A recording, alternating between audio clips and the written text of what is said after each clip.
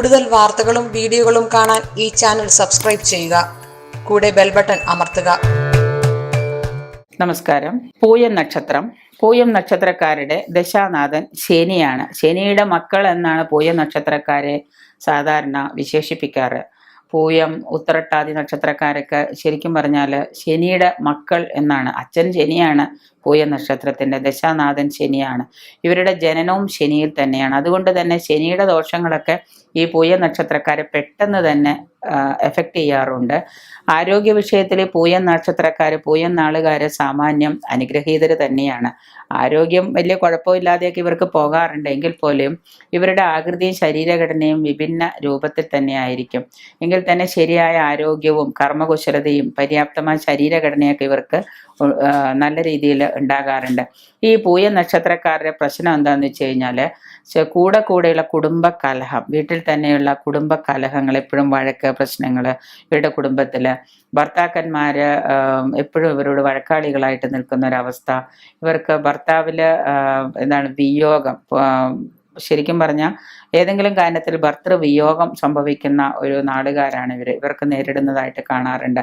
സ്ത്രീകൾക്ക് ശ്വാസകോശമായിട്ട് സംബന്ധമായിട്ട് രോഗങ്ങൾ, കൂടെയുള്ള ആ ഉപദ്രവങ്ങൾ, ഇങ്ങനെയൊക്കെയാണ് ഇവർക്ക് സംഭവിക്കാറുള്ളത്. ശനിയുമായിട്ട് ബന്ധപ്പെട്ട രോഗങ്ങളൊക്കെ ഇവരെ പലപ്പോഴും അലട്ടാറുണ്ട്. ഇവരുടെ ശനി ദശയിലാണ് ജനനമെങ്കിൽ തുടർന്ന് 17 വർഷക്കാലം ബുധദശയാണ് ഇവർക്ക്. പിന്നെ 7 വർഷക്കാലം കേതുവാണ്, 20 വർഷക്കാലം ശുക്രനാണ്. ശുക്രദശ കഴിഞ്ഞ പിന്നെ 6 വർഷത്തോളം ആദിത്യനാണ്. പിന്നെ അത് കഴിഞ്ഞ 10 വർഷത്തോളം ആദിത്യൻ കഴിഞ്ഞ ചന്ദ്രനാണ്.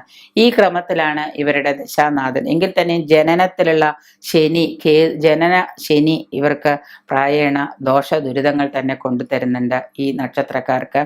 ഈ ജാതകന് സാധാരണയായിട്ട് ഗ്രഹ ആഭിചാര ദോഷങ്ങൾ, വീട്ടിൽ നിന്ന് തന്നെയുള്ള ദോഷങ്ങൾ ഇവരെ കൂടുതലായിട്ട് ബാധിക്കാറുണ്ട്. പിന്നെ ഗ്രഹദോഷങ്ങളിൽ നവഗ്രഹ ദോഷത്തിന് പരിഹാരം ചെയ്യുന്നത് ഇവർക്ക് വളരെ നല്ലതാണ്. കാരണം ശനിയാണ് ഇവരുടെ ദശാനാഥൻ എന്നുള്ളതുകൊണ്ട് ഏത് ഗ്രഹത്തിന്റെ ദോഷം വന്നാലും ഇവരെ പെട്ടെന്ന് അത് കയറിയിട്ട് അങ്ങ് ബാധിച്ചു കളയും. അപ്പൊ അതുകൊണ്ട് ജ്വരം, പിന്നെ ശൂലം, ക്ഷയം, ചുമ, അതുകൊണ്ടുണ്ടാവുന്ന ബ്രോങ്കറ്റീസ്, ആസ്മ, വലിവ്, ശ്വാസമുട്ട്, ഇങ്ങനെ ശ്വാസകോശ സംബന്ധമായ പല രോഗങ്ങളും ഇവർക്ക് ദുരിതങ്ങൾ ഉണ്ടാക്കുന്നുണ്ട്. കുടൽ സംബന്ധമായിട്ടുള്ള രോഗങ്ങൾ, അതായത് കുടലുമായിട്ട് ബന്ധപ്പെട്ട് ഈ മൂലക്കുരു, പിന്നെ അതുപോലെ തന്നെ ഫിസ്റ്റുല, അങ്ങനെയുള്ള അസുഖങ്ങൾ, കുടലിൽ ചെറിയ ചെറിയ വ്രണങ്ങൾ ഉണ്ടാവുക, ഇങ്ങനെയുള്ള സംബന്ധ രോഗങ്ങളൊക്കെ വരാം.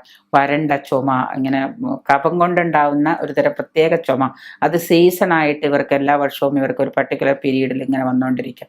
ചുമ വന്ന് മരുന്ന് കഴിച്ച് കുറച്ചു കാലം മാറും. പിന്നെ ആ അടുത്ത സീസൺ വരുമ്പോഴത്തേക്ക് മഞ്ഞ് സീസണും തണുപ്പ് സീസണാക്കുമ്പോൾ ഈ വരണ്ട കാറിയുള്ള ചുമ, ശരീരത്തിന് പൊതുവെ ഒരു ബലഹാനി തോന്നുന്ന പോലെ, ഞരമ്പുകൾ, നാഡീഞരമ്പുകളൊക്കെ തളരുന്ന പോലെ തോന്നുക, ഇങ്ങനെയുള്ള അനുഭവങ്ങളൊക്കെ ഇവർക്ക് ഉണ്ടാവാം. അതുകൊണ്ട് തന്നെ പുണ്യക്ഷേത്ര ദിവസങ്ങൾ, പുണ്യനക്ഷത്ര ദിവസങ്ങളിൽ ദാനം ചെയ്യുന്നതും, പ്രത്യേകിച്ച് നിങ്ങളുടെ നക്ഷത്രത്തിന് ചേരുന്ന തരത്തിലുള്ള ദാന വസ്തുക്കൾ ദാനം ചെയ്യുക, ഇങ്ങനെയുള്ളതൊക്കെ പരിഹാരങ്ങളാണ്. മാത്രമല്ല ഈ ദർഭ എടുത്തിട്ട് 4 മടക്കാക്കി മടക്കിയിട്ട് അത് നമ്മൾ നാരുകൊണ്ട്, അതായത് ചുവന്ന നൂല് കൊണ്ടോ അല്ലെങ്കിൽ കറുത്ത നൂല് കൊണ്ടോ, ചുവന്ന നൂലാണ് ഏറ്റവും പ്രധാനം, അതുകൊണ്ട് കെട്ടിയിട്ട് ദർഭയെടുത്ത് ഇങ്ങനെ കെട്ടിയിട്ട് നമ്മുടെ ഭുജത്തിൽ ബന്ധിച്ച് 21 ദിവസം ബന്ധിക്കുന്നതൊക്കെ നമുക്ക് വളരെ നല്ലതാണ്.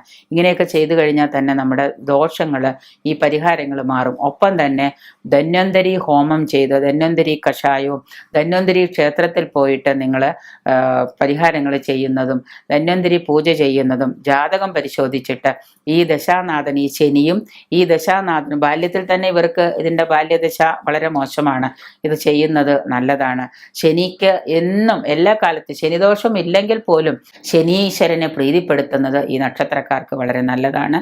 അത് ചെയ്യുന്നത് കൊണ്ട് തന്നെ നിങ്ങളുടെ പകുതി രോഗദുരിതങ്ങൾ മാറുകയും ദോഷം ചെയ്യുന്ന ദശാനാഥൻ ഏതാണെന്ന് പരിശോധിച്ച് നിങ്ങൾ ആ ജാതകത്തിൽ ആ സമയത്തിന് മുൻപ് നിങ്ങൾ അതിന് വേണ്ട പരിഹാരങ്ങളൊക്കെ ചെയ്യുന്നത് നല്ലതാണ്. രോഗാതി ദുരിതങ്ങൾ മാറാൻ നല്ലതാണ്.